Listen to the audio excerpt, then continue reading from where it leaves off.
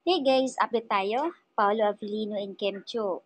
Dahil nga po sa kanilang series na #Alibay, madami ang nagbigay reaction ha doon sa trailer na pinalabas. Sobrang napakaganda, amazing ayon sa kanila. At tinawag nga si Kim Chiu na prostitute, something, mang-aagaw ng may asawa. So, ayan, ang daming mga magagandang feedback pero nakakatuwa kasi yung mga side comment nila is ngayon lang ako sa daming mga series nga or mga project ni Kimi, ngayon lang siya yung role niya dito is kakaiba. Prostitute, ika nga. Kasi kailangan niya ng money talaga eh. So, ayan, kaya nga ang taas ng views nila ngayon na in fairness naman. Di ko magets ayon sa kanila. Pero ang ganda ng kinalabasan. Magiging Vilma Santos ang dating niya. Super grabe. Versatile actress. Ang galing din ni Paolo Avellino.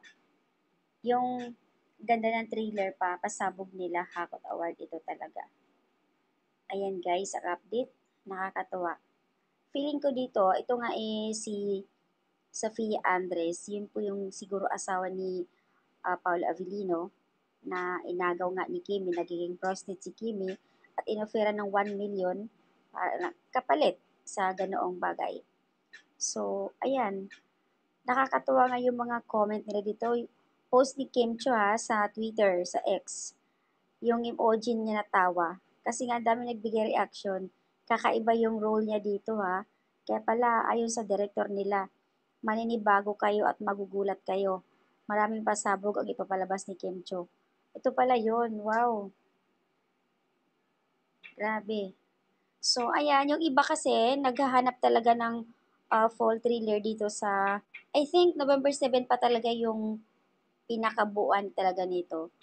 Siguro makikita lang sa Facebook, pag isi-search nyo yung uh, Prime Video or Primo Video, ayan, makikita nyo siguro lahat doon. Dito sa Twitter, nagkalat na yung clip video ng Kim Pao doon sa unang pasabog na first thriller na ipinalabas nila kung saan andoon lahat ang mga cast. Ang ganda. Grabe.